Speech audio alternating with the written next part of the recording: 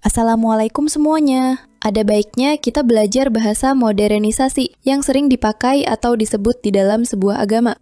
Nanti kalian akan paham sendiri dengan jalan cerita di video bocoran ini. Apakah itu gelar-gelar kehormatan di tengah masyarakat atau gelar akademik, profesor, doktor, dan lain sebagainya. Cukup sebut namanya aja untuk mengopinikan di masyarakat bahwa kelompok fundamentalis itu kuper, bodoh, tidak berpendidikan, tidak punya gelar, nggak ngerti dunia akademik, dan seterusnya. Jadi cukup sebut nama mereka, tidak perlu diberikan embel-embel yang lainnya.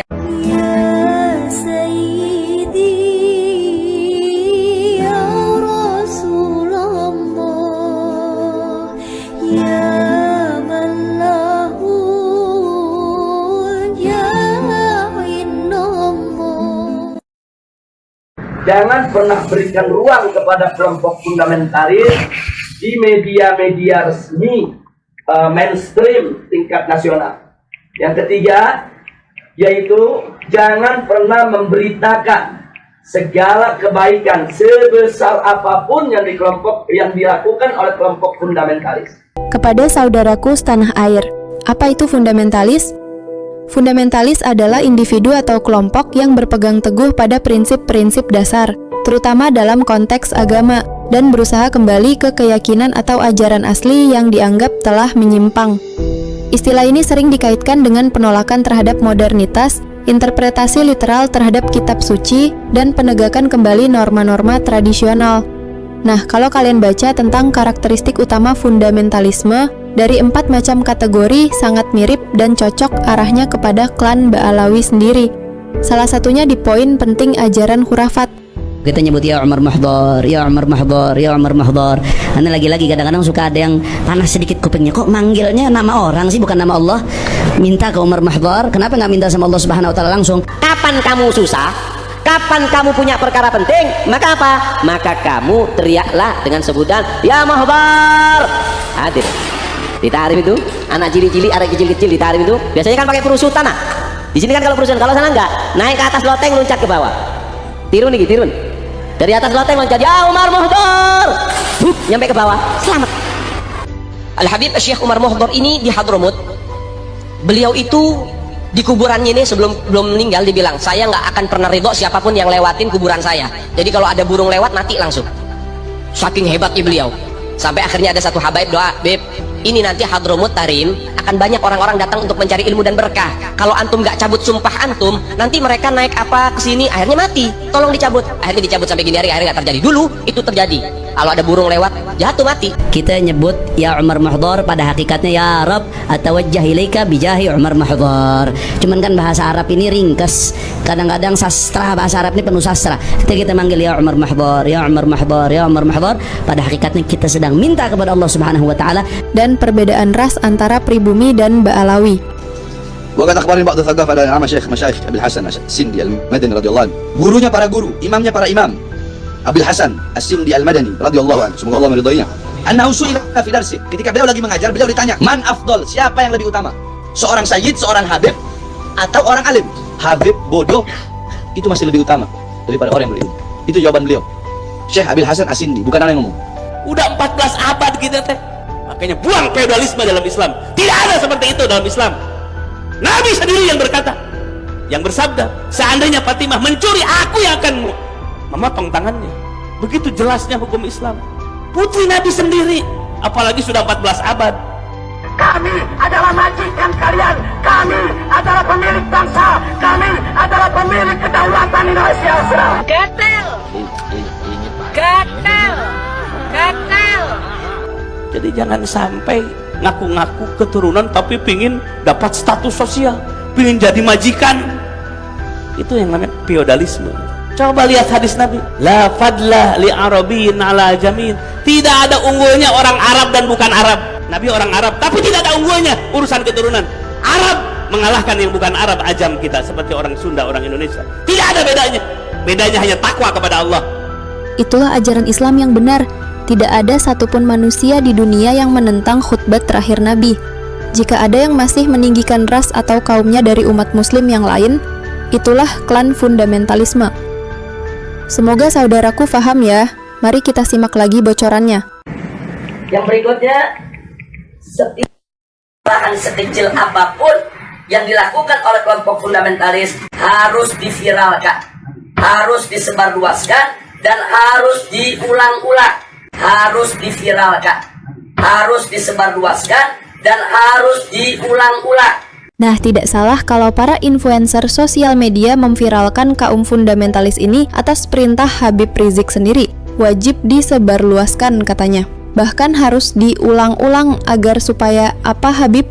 Nah, supaya itu melekat di hati masyarakat bahwa mereka adalah orang-orang yang tidak layak untuk diberikan tempat di kita punya negeri atau di negeri Islam. Nah, kemudian nggak sampai di situ, nggak sampai di situ. Kelompok fundamentalis yang manapun jangan pernah sebut mereka dengan rentetan gelar-gelar akademik mereka. Nggak boleh. Nah, kalau bin Sarman pakai hadis yang mana? Lu paham nggak? Bin Sarman aja pakai diganti. Bin Ono dan bin ini, munyil. Gus Dur itu buta matanya, buta hatinya. Jadi jangan sombong. Apa kalian bilang Hasyim Asy'ari pemikiran cemerlang? Enggak juga. Apakah dia seorang ulama? Enggak juga. Bangkrut pengetahuan saya kalau saya mengatakan dia seorang ulama. Apakah itu gelar-gelar kehormatan di tengah masyarakat atau gelar akademik, profesor, doktor, dan lain sebagainya? Jangan. Cukup sebut namanya aja untuk mengopinikan di masyarakat bahwa kelompok fundamentalis itu kuper, bodoh, tidak berpendidikan, tidak punya gelar, nggak ngerti dunia akademik, dan seterusnya. Jadi cukup sebut nama mereka, tidak perlu diberikan embel-embel yang lainnya. Nah, kemudian nggak sampai di situ. Jadi masih banyak lagi yang mereka lakukan. Apa yang kita alami saat ini di kita punya negeri. Nah, bagaimana para habaib, para ulama kita, bagaimana tokoh-tokoh kita di Majelis Ulama Indonesia, yaitu mereka kecilkan, mereka lecehkan, mereka hina-hina, bahkan mereka mencoba mencari kesalahan-kesalahan. Bahkan kalau nggak ada kesalahan, ya buat fitnah-fitnah yang bisa diterima oleh masyarakat tentang mereka, dan ini akan mereka lakukan terus. Jadi artinya bagaimana cara menghabisi kelompok fundamentalis? Satu, kerdilkan mereka. Dua, jauhkan mereka dari masyarakat. Kemudian ketiga, yaitu bidik daripada para tokohnya. Kalau bisa dirangkul, kalau nggak bisa dirangkul, dipukul. Bisa dipeluk, nggak bisa dipeluk, digebuk. Saudara asah borok yang tajam. Nah, jadi ini yang mereka lakukan. Kalian pasti tahu, semboyan maling teriak maling, dan itu paling banyak kita temui pada kaum fundamentalis. Apa yang kalian lihat, semua itu adalah bayang-bayangannya saja. Suatu saat, jika kita tidak mencerdaskan diri, kita akan diperbudak dan diperalat dengan atas nama agama. Dan yang paling mengerikan, kaum fundamentalis itu pandai mengambil kesempatan dalam kesempitan. Misalnya, Kiai pribumi dipersekusi, lalu mereka masuk dan menjadi pejuang. Kalau sampai Prabowo dan kabinetnya, pemerintahannya membuat kebijakan-kebijakan yang menyengsarakan rakyat, melaporkan rakyat, menderitakan rakyat, saya akan pimpin rakyat untuk melawan mereka, berjuang sampai titik darah menghabiskan, saudara. Bisa dikatakan mirip dakwah mereka sendiri yang paling terdepan dalam membela rakyat kecil. Itulah jalan untuk mencari umat. Nah, baik, sekarang yang kedua. Lalu bagaimana dengan kelompok modernis? Kelompok modernis bagi mereka yaitu statusnya aman. Bagi mereka statusnya aman. Nah, aman, statusnya aman, sehingga perlu diberikan ruang. Diberikan ruang publik, diberikan ruang media, diberikan ruang dalam sistem pemerintahan, perlu didengar suaranya. Orang yang sudah tidak percaya sama habaib itu kafir hukumnya. Dan kalau ada dari mereka yaitu punya kesalahan, tutup itu kesalahan, jangan diviralkan. Kalau mereka melakukan kebaikan, sekecil apapun kebaikan, maka itu harus diviralkan dan harus disebarluaskan. Dan penyebutan nama mereka harus lengkap dengan segala macam rentetan gelarnya, gelar kehormatannya, dan seterusnya, dan seterusnya. Jadi kalau ada turunan Nabi nggak soleh, nggak ada yang dipanggil Habib. Iya. Habib bodoh itu masih lebih utama daripada orang yang berilmu. Tidak ada bedanya. Bedanya hanya takwa kepada Allah. Jadi posisi mereka dianggap aman. Nah, kemudian yang ketiga, kelompok liberalis. Kelompok ini mereka berikan status sangat aman. Nah, kenapa diberikan status sangat aman? Karena kelompok ini bukan hanya sekedar dianggap kawan, tapi sudah dianggap sebagai antek. Beda kawan dengan antek. Kalau modernis itu masih kawan barat, tapi kalau sudah liberalis itu antek barat. Nah, jadi mereka sudah tidak ada nilai kritis sama sekali. Nah, tapi justru kelompok ini yang mereka besarkan. Kelompok ini harus dibesarkan di seluruh negeri-negeri Islam. Jadi bagaimana caranya kelompok ini bisa berkembang? Berikan ruang, berikan finansial, berikan tempat, berikan kesempatan di media, di TV, di radio, di surat kabar, dan lain sebagainya. Kemudian pendapat-pendapat mereka viralkan, seolah-olah itu merupakan pendapat daripada masyarakat Islam internasional dan seterusnya. Dan libatkan mereka, undang mereka kalau ada konferensi-konferensi internasional di mana saja, untuk lebih memantapkan posisi mereka di tengah masyarakat. Dan kalau mereka punya kejelekan, sejelek apapun, sebesar apapun, yaitu supaya disembunyikan. Jadi jangan kaget kalau tokoh-tokoh liberal di Indonesia ada di antara mereka yang menghamili sekretarisnya, yang memperkosa pegawainya, tidak pernah muncul di media. Jadi semua harus ditutup, tidak boleh. Tapi kalau mereka melakukan kebaikan sekecil apapun, maka kebaikan itu harus terus, yaitu dieksplorasi untuk kemudian diviralkan, disebarluaskan ke mana-mana. Nah ini maka itu disebut ini kelompok status sangat aman. Yang terakhir, yang tradisionalis, kelompok ini masih diberikan status waspada. Loh, kenapa dikatakan waspada? Sebab kelompok ini walaupun mereka bukan fundamentalis, tapi memiliki 3 ciri yang sama dengan fundamentalis. Sehingga kelompok ini harus diwaspadai. Kalau kelompok ini tidak dijaga, maka nanti kelompok ini setiap saat bisa berubah menjadi fundamentalis. Nah, maka itu usul mereka, kelompok yang keempat ini dijaga. Nah, maksudnya dijaga bagaimana? Satu, jangan kasih mereka berdekatan dengan kelompok fundamentalis. Sebab kalau kelompok tradisionalis dengan kelompok fundamentalis duduk bareng satu meja, satu kursi, mereka diskusi, maka kelompok tradisionalis berpotensi besar untuk berubah menjadi fundamentalis. Karena perbedaan mereka cuma sedikit, perbedaan mereka cuma perbedaan definisi ta'rif ad-demokratiyah. Itu aja yang mereka berbeda. Tapi dalam soal dukungan terhadap tatbikus syariah, dukungan terhadap igamatul khilafah, dukungan terhadap sikap kritis terhadap barat, sama. Nggak ada beda antara fundamentalis dengan tradisionalis. Mereka hanya berbeda di dalam mendefinisikan demokrasi. Yang satu mendefinisikan ya demokrasi bertentangan dengan hukum Allah sehingga harus ditangkal sama sekali. Yang satu lagi melihat bahwa demokrasi itu hanya satu cara yang kalau dibawa ke dalam ajaran Islam dia bisa islami, kalau tidak, kalau dikeluarkan dari ajaran Islam dia bisa bertentangan dengan ajaran Islam. Hanya ini saja berbeda. Nah kalau mereka duduk bareng diskusi, maka kelompok tradisionalis berpotensi besar berubah menjadi fundamentalis menurut mereka, menurut Rand Corporation. Dengan cara panjenengan itu menghina saya, alhamdulillah secara otomatis jenengan mentransfer pahalanya kepada saya. Itu sudah hal otomatis itu. Itu terima kasih saya yang pertama. Yang kedua, betullah kata Imam Nawawi dalam kitab Nasuhul Ibad, kalau nggak salah Nasuhul Ibad. Imam Nawawi itu menghukumi haram kita mendoakan seluruh umat Islam agar diampuni seluruh dosanya. Itu nggak boleh. Sekarang saya mau ajak doa dulu, boleh? Semua orang-orang Islam yang ada di Jakarta ini, ya Allah, ayo rame-rame aminin.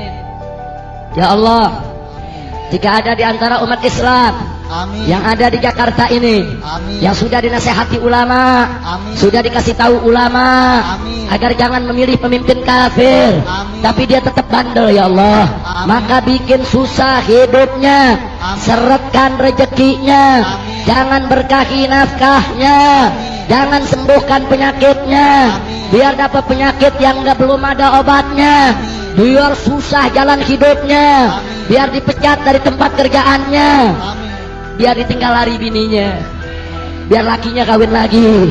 Maka itu fundamentalis dan tradisionalis tidak boleh bersentuhan, harus dijauhkan, bahkan harus diadu domba. Nah ini yang terjadi di Indonesia saat ini. Bagaimana supaya dua kelompok ini diadu domba? Nah, kenapa ini yang harus diadu domba? Karena kelompok fundamentalis dan tradisionalis ini yang pengikutnya paling banyak. Kalau yang namanya modernis, kelompoknya tidak seberapa. Modernis dalam pengertian Rand Corporation, apalagi liberalis, mereka nggak seberapa. Mereka punya basis massa. Kita bicara basis massa akar rumput. Nah, yang memiliki basis massa akar rumput yang sangat kuat hanya kelompok fundamentalis dan kelompok tradisionalis. Saya akan gerakan semua para habaib, para kiai, para ustadz, pondok pesantren, majelis taklim. Saya bersumpah demi Allah, saya menyatakan perang. Saya menyatakan perang kepada semua pihak Kalau presiden nggak mau tahu, panglima TNI nggak mau tahu, Kapolri nggak mau tahu, saya akan bikin pasukan besar-besaran se-Indonesia. Kita akan perang, kita akan kejar, hajar, habisi, ganyang semua monyet PKI. Maka itu kalau ini bersatu, ini akan menjadi satu kekuatan umat Islam yang maha dahsyat, yang bisa merontokkan kekuatan mereka, sehingga mereka akan melakukan berbagai macam upaya bagaimana dua kekuatan ini untuk tidak bersatu. Nah, itulah sebabnya aksi 212 di mata mereka ini merupakan persatuan antara fundamentalis dan tradisionalis, karena yang masuk dalam aksi 212 itu dari semua elemen umat Islam, apapun organisasinya, apapun partai politiknya, apapun mazhab pemikirannya, mereka datang, mereka tidak tanya Anda NU, Anda Muhammadiyah, Anda FPI, enggak. Mereka nggak nanya Anda P3, Anda PKS, Anda PKB, enggak. Mereka nggak nanya mazhab, Anda Syafi'i, Anda Hambali, Anda enggak. Mereka nggak nanya Anda ini termasuk yang Aswaja, yang Wahabi, atau yang Salafi dan lain. Enggak ada. Mereka hanya tahu Anda Muslim, saya Muslim, kita datang untuk bela Islam. Tidak punya akhlak. Syiah yang suka mencaci maki sahabat tidak berakhlak. Mereka nggak nanya Anda ini termasuk yang Aswaja, yang Wahabi yang suka mengkafir-kafirkan Aswaja tidak berakhlak. Kurang ajar. Justru ini yang menakutkan musuh. Nah, karena ini membuat mereka panik dan mereka kalah. Akhirnya semua tokoh-tokoh yang terlibat dalam aksi 212 mereka kriminalisasi. Bolak-balik ya dia lagi ya. Makanya saya bolak-balik bilang kepada pemerintah, tangkap itu Habib Rizik, selesai. Sejarah yang sulit dibantah bahwa Habib Utsman bin Yahya sebagai mufti Belanda berfatwa di dalam kitabnya yang berjudul Manhajul Istiqomah Fid Dini Bis Salamah. Isi fatwanya adalah setiap pribumi diharamkan untuk berjihad melawan pemerintah Belanda. Setiap pribumi yang berjuang, berjihad, perang sabil, perang fisabilillah melawan penjajah Belanda dikatakan sebagai huruf tipu daya setan. Coba mari sekarang kita renungkan, kita tafakuri secara pelan-pelan dan santai. Para pejuang pribumi yang ingin merebut tanahnya sendiri dari penjajah, tapi dikatakan huruf, dikatakan berdosa, jihad orang-orang bodoh katanya. Masya Allah, naudzubillah, naudzubillah. Jadi saya tanya, kalau gitu Habib Utsman antek Belanda bukan? Antek Belanda bukan? Takbir, kurang ajar. Jadi, apa yang dikatakan umat Islam semua tidak ada kebohongan. Tapi kita semua mengerti setiap orang yang bersalah pasti membela diri. Tapi jangan pernah larang pribumi menggunakan pilihan dan hati nurani mereka sendiri. Bahwa kaum fundamentalis bisa dikatakan kaum penjajah yang berkedok agama pada negeri ini.